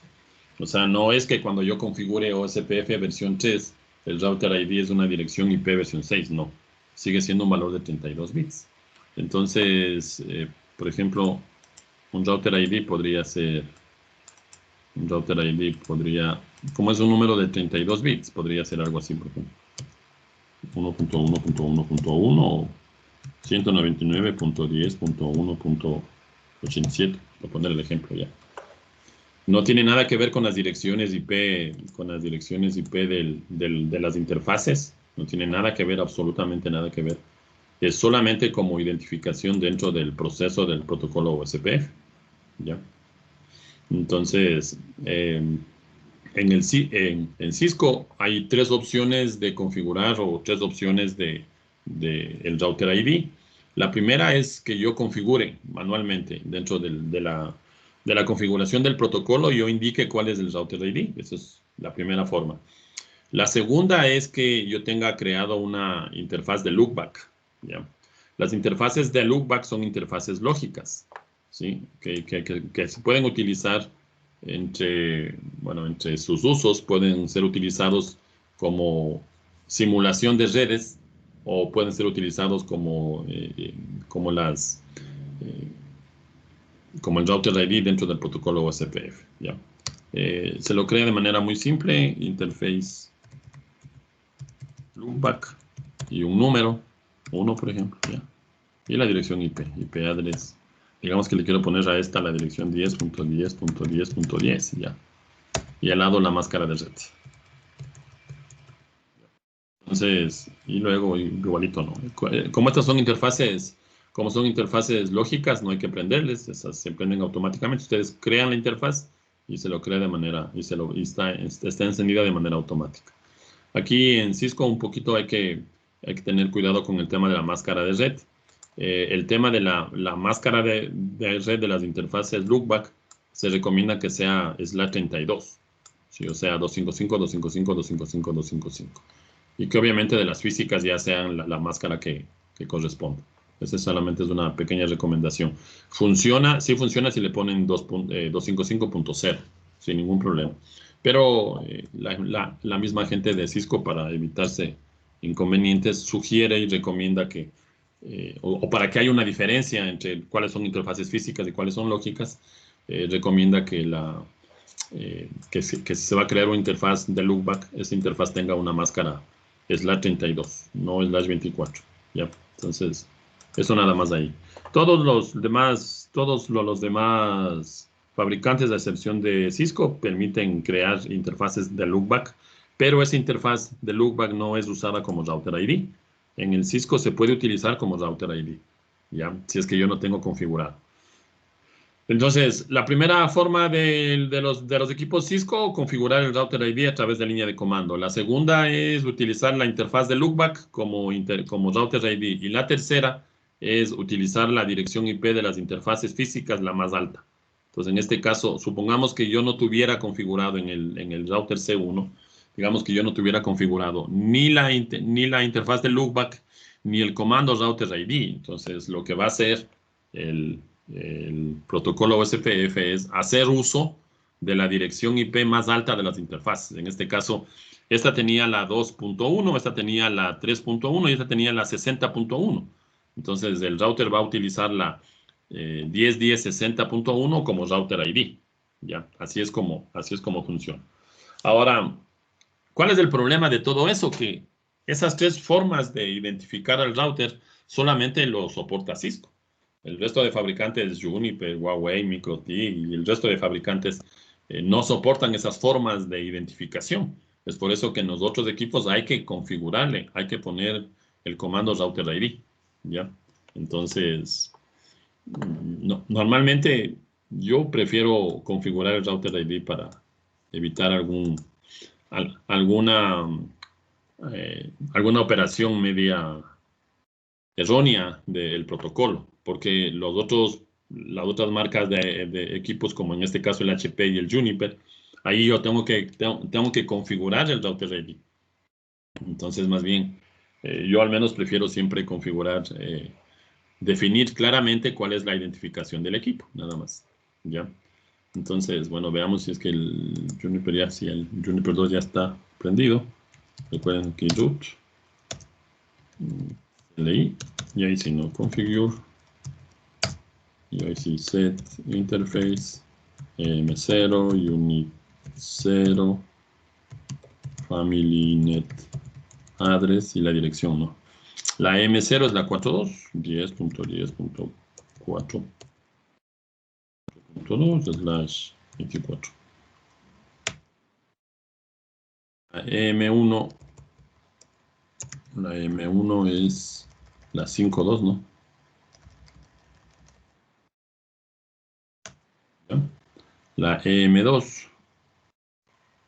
La EM2 sería la 7, como no he configurado todavía el otro lado, es la 7.1. 7.1. Y la EM3, que es la de la LAN. EM3. Esta sería la 62. 62.1. Listo. Igual en el otro lado, ¿no? No, y el otro Juniper. Ahí está. Root. Y configure. Set interface. M0, unit 0. Family. Init address. La M0 del Juniper 1 sería la 6.2. 10.10.6.2/24, ¿no? La M1 es la 7.2. 7.2, ¿no? Sí. Y la M2 es la de la LAN. M2 es la 63, ¿no? Según eso, la 63. Listo, commit. Ahí está. Ya, este Juniper debería estar haciendo ping a la 7.2, veamos, 10.10.7.2. Está pasando el tráfico a la 7.2. Debería estar haciendo la 4.1. La 4.1 es la del HP, ¿no? Está pasando a la 4.1. Y a la 5.1, que es la del Cisco. Está pasando el tráfico, listo. Ya, entonces ahora sí configurémosles a los equipos. Entonces, igualito, ¿no? Router o SPF.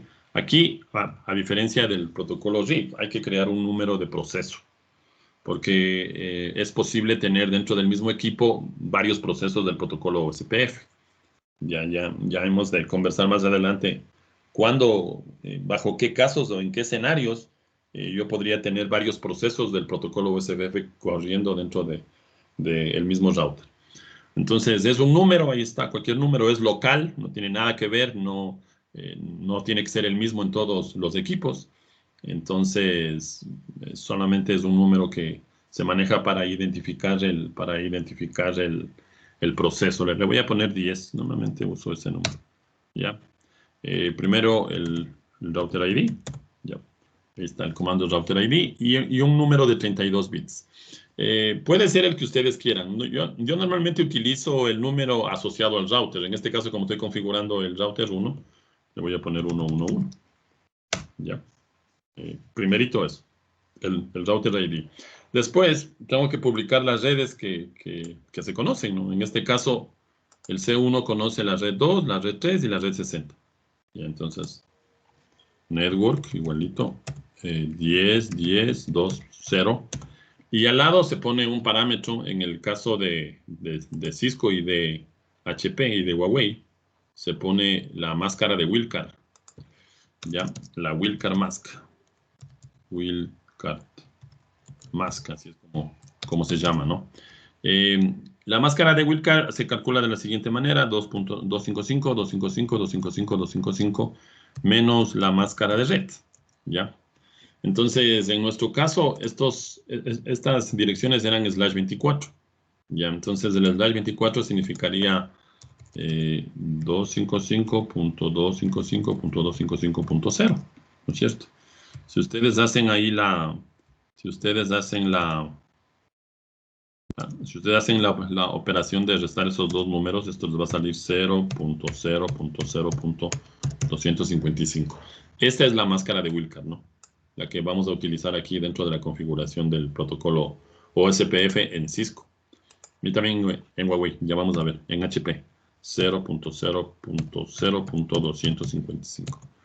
Área 0, porque estamos trabajando dentro de una sola área, ¿no? Área 0. Ya, lo mismo para las otras redes que él tiene que anunciar el resto. 3, ¿ya? anuncia la 60. No. Sí. Nada más. Está configurado el protocolo SPF dentro del C1. Vamos a configurar dentro del C2. Para eso voy a levantar esto de aquí. Voy a levantar Wireshark para ver lo que dice la teoría, ¿no? Que se deben establecer relaciones de vecindad cuando ya configuro. Se intercambian los LCAs, una descripción de la base de datos para ver si la información que él tiene es la correcta. ¿Ya?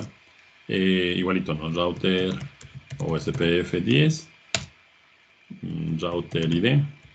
Aquí estoy en el router 2, así es que le voy a poner este número de identificación. Network. El router ID conoce, el Cisco 2 conoce de la red 5, las que están directamente conectadas y las que se publican por OSPF, ¿no? Sería la 3, la 5 y la 6. La pública no, porque ya saben que ahí se crea una ruta por defecto. Esa interfaz, la 03, no está dentro del proceso o dentro del dominio del protocolo OSPF. Ya, entonces 10.10.5.0, 0.0.0.255 varía 0. Ya. Luego también la 6, ¿no? La 6. Y luego la 2, la 3, ¿no? Que es la de la interfaz 02. Ya, ahí se está. Vean, ahí ya me salió este mensaje de que se hizo adyacencia. Ahí está. La adyacencia con el 111 y el 111 es este router de aquí. De hecho, en el router 1 debe estar marcando ese mensaje de que ya se hizo adyacencia con el 222. ¿Sí? Yo aquí puedo revisar la tabla de vecinos. No es un do, show, IP, OSPF, neighbor. Ahí ya me dice cuál es el vecino, ¿no? Este router C1 dice que tiene un vecino que es el 2222. Con el que ya llegó a la etapa full. ¿Se acuerdan? Full stage. ¿Se acuerdan que la etapa full stage significaba que ya los routers tienen la misma LSDB? El tiempo en que esta relación va después de 37 segundos de esta relación, si es que no se reciben mensajes de elo, simplemente se va a declarar como que el vecino está down. La dirección de la interfaz del vecino y la interfaz por la que recibe los mensajes. Ya, entonces ahí está. Si quiero ver la base de datos, el comando es show IP USPF database. Ahí está la base de datos. Esta es la información de los LCAs que está recibiendo, ¿no? Ya, y la tabla de rutas, ¿no? Show IP route OSPF. Veamos, ya aprendió por OSPF la red 5 y la red 6. Sí, por el protocolo OSPF. C1 no conocía esta red y esta red que fue la que le anunció el C2. Veamos aquí en nuestra captura. Deberíamos tener mensajes de OSPF. Vamos a OSPF. Ahí están, ven. Veamos qué tipo de mensaje es este. Aquí me dice que es un mensaje Elo, ¿no? Ahí está, vean. Es un mensaje Elo. La máscara de red que se estaba... Los campos que habíamos revisado ahí en la teoría, ¿no? Y de hecho se están recibiendo más mensajes porque se están enviando cada 10 segundos. Vean, ahí están los mensajes de lo que se están enviando. Ahí vean, aquí se mandó un LS update inicialmente, ¿no? Y se mandaron los updates. También hubo por ahí un ACK, ahí está, vean el ACK. Ya. Este es el update. Y por acá arriba debe haber un LCR. Ahí están los requests, vean, ahí está inicialmente la descripción de la base de datos, los updates, ya. Y los mensajes de lo que se están enviando cada 10 segundos, ¿no? Inicialmente están enviando cada 10 segundos. O sea que, voy a parar esto. Aquí están enviando de C1 a C2, cada 10 segundos el mensaje ELO, y el C2 le envía a C1 el mensaje ELO, ¿ya? Entonces, solamente para comprobar lo que dice la teoría, ¿ya? Está configurado aquí. Configuremos el HP. El HP también es bastante sencillo de configurar. Y ya vámonos al HP. Y entonces aquí, System View, OSPF. ¿Ya? Vean ahí, igual un número de proceso, 10. Router ID. Y ahí se pone el router ID. ¿Ya? Entonces, este era 1.1, este era 2.2, a este pongámosle la 3, ¿no? 3.3.3. Ya, ahí estamos dentro de la configuración. Luego hay que definir el área. Área 0.0.0.0, ese es el formato con el que se define el número de área en el que estamos trabajando. ¿Ya? Ahí está el área. Y aquí publicamos las redes. Igualito, ¿no? Network. La red, el HP conoce de la 61, de la 4 y de la 2. Entonces, network 10.10. Bueno, voy a publicar primero la 4. 4.0 y la máscara de Wildcard 0.0.0.255. Ahí está. Ahora voy a publicar la 61, que es la de la red LAN. Y finalmente publico la del enlace con el C2, que es la 2. 10.10.2.0. Listo. Listo. El C1 debería tener adyacencia, ya está ahí la adyacencia con el 3. ¿Sí? Aquí no hay este mensaje, ¿no? En el protocolo, en el HP no hay ese mensaje de que se estableció la adyacencia. Ya, entonces, veamos nuestra tabla de rutas. Veamos en el C1. Es más, aquí, System View, Display, OSPF. Veamos. Veamos si puedo ver la configuración del neighbor. No. Display IP. OSPF. OSPF.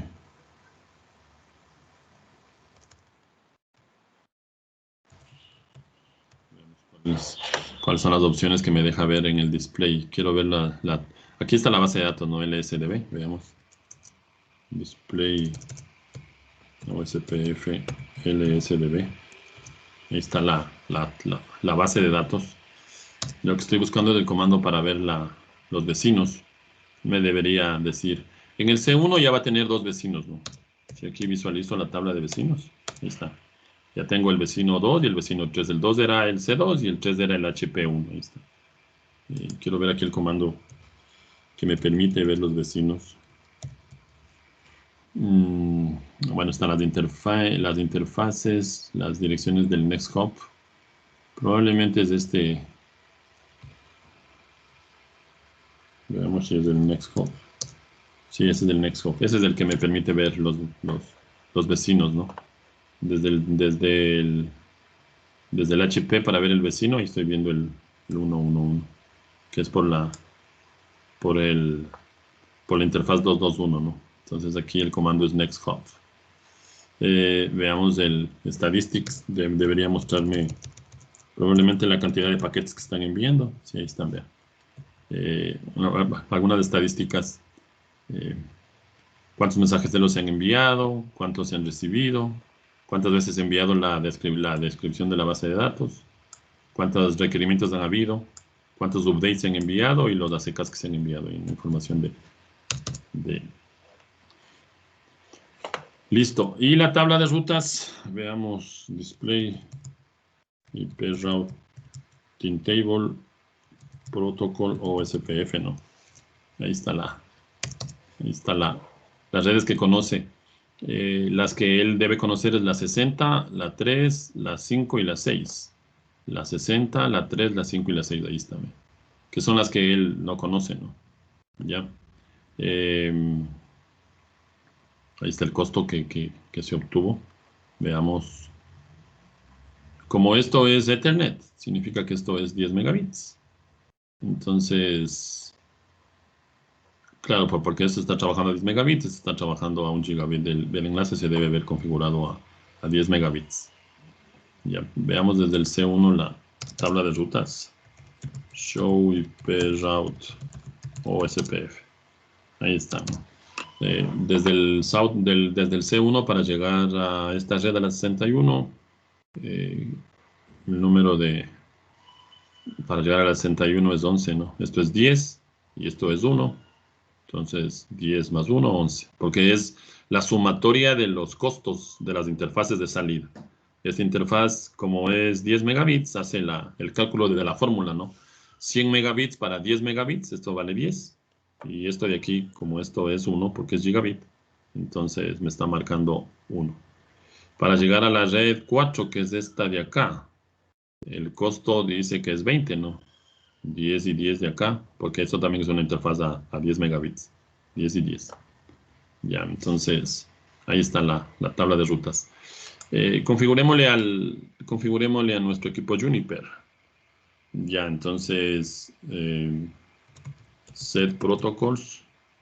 No, set routing option primero para poner el router ID. Routing option. Router ID. Ahí está. Y el router ID del Juniper 2, que sería si seguimos la secuencia, sería el 4, ¿no? 4, 4, 4, 4. Ahí está. Listo. Y ahora voy a configurarnos. Set protocols. Y de hecho, veamos. En el Juniper es solamente esto, ¿no? Set protocols, OSPF, el área y la interfaz que va a publicar, nada más. Entonces hagamos eso. Set protocols área, set protocols OSPF, ¿no? Área 0.0.0.0.0.0 y la interfaz que publica, que en este caso sería las 4 interfaces va a publicar, ¿no? La información de la EM0, de la EM1, de la EM2 y de la EM3. Commit.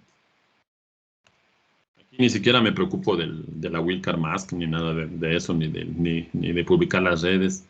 Cuando yo publico la información de las interfaces, él automáticamente envía esa información. ¿Ya? Esa información debe haber llegado ya hacia el router 2 y el router 2 debe haber enviado al router 1, no veamos. La tabla de rutas ya debe tener información ahí está, de cómo llegar a la red 62. ¿Ya? Listo. Él está pasando este enlace como... a ver, ¿cuál es el siguiente salto para llegar a la 62? Lo está enviando por aquí. Ya, porque está yéndose por la 10, 10, 10, 2, 2, que es esta de aquí, ¿no? Entonces esto es, según el Cisco, esto es 10, esto lo está calculando como 62, como 12. Ya, entonces esto está enviando como 1, esto enviando como 1 y él envía como la sumatoria, obviamente 12, ¿no? Ahí está. Vámonos al Juniper, al otro Juniper, set routing options, router ID, 5, ¿no? La secuencia, 5, 5, 5. Y hacemos la publicación de las interfaces, set protocols o SPF, área 0.0.0.0, interface. El Juniper 1 publica la M0, la 1 y la 2. M0, M1 y M2.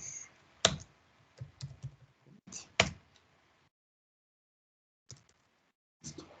Ahí está.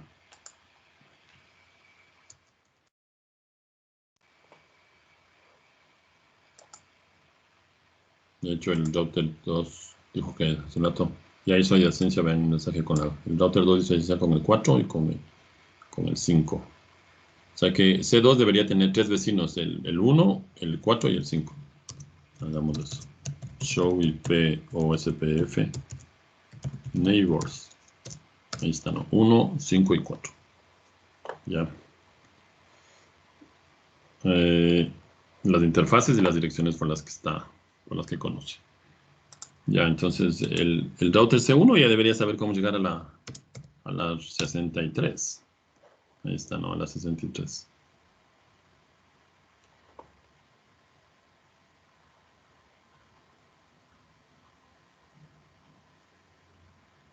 Ahí tenemos la 63. Prendémosles a los hosts.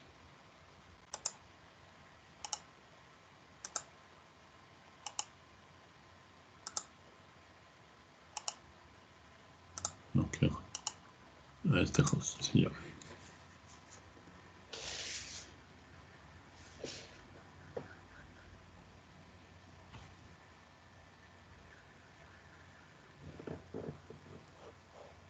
Pongámosles direcciones.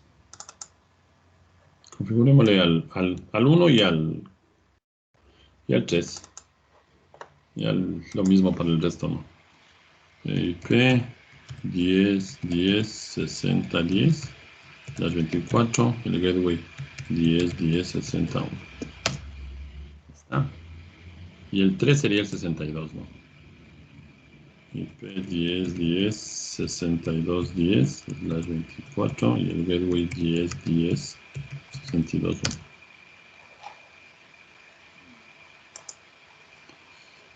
Y deberíamos hacer un ping a la 10, 10, 62, 10, ¿no? Está pasando el tráfico ya. Un 3, 10, 10, 62. Vemos la ruta que está tomando. Ah, es como pasa por el HP, ese es el mensaje que me daba, ¿no? Llega acá y está pasándole por este lado. Ya.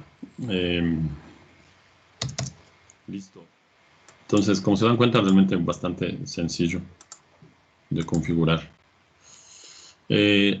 Lo siguiente sería crear la ruta, prendémosle este. Sería crear la ruta por defecto, ¿no? Desde el C2, desde el router que tiene la conexión al ISP. Configurémosle a este a Ether 2. Ahí está.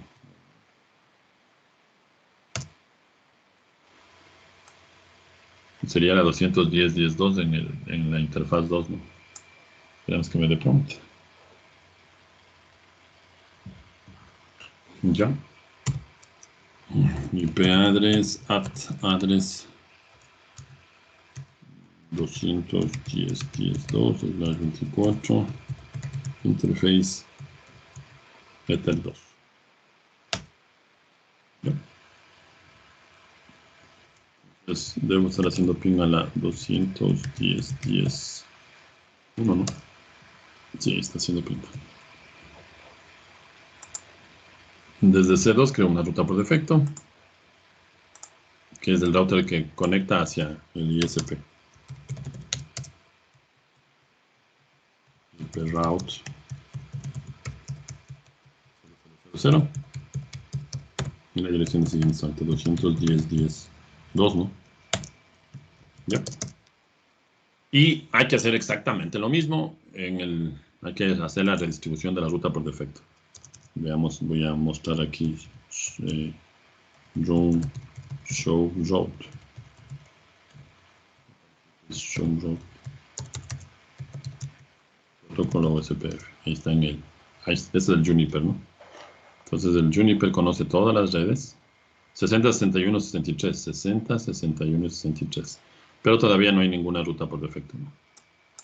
Todavía no sabe cómo salir de internet. Entonces, el router que tiene la conexión hacia el router ISP y en el que hemos creado la ruta por defecto, vamos a hacer la redistribución. Eso, recuerden que eso se hace dentro del protocolo, ¿no? Router OSPF10. Y el comando es exactamente el mismo. Default, information, origin. Ya, nada más. El mismo comando que usamos en RIP. Como les decía, eso es un estándar. C1 ya debería tener la ruta por defecto, veamos. Ahí está la ruta por defecto y me dice que es una ruta externa a través de un proceso de redistribución. De hecho, aquí se marca como una de tipo 2. En Cisco hay dos tipos de redistribución.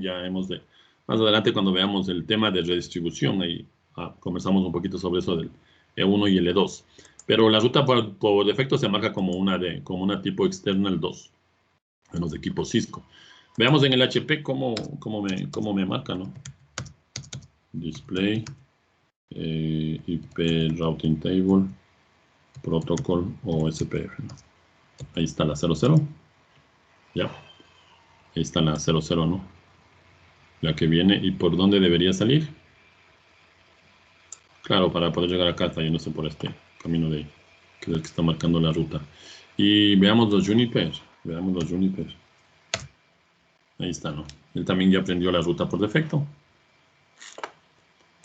Y ya, lo que me faltaría es crear lo del NAT, pero ya saben que eso se lo configura aquí, ¿no? Habría que hacer la ruta de regreso, una ruta sumarizada para regresar al 60, 61, 62, 63, y habría que configurar el NAT la misma dirección sumarizada y habría que activar el DNS para que estos hosts puedan navegar ahí sin ningún inconveniente.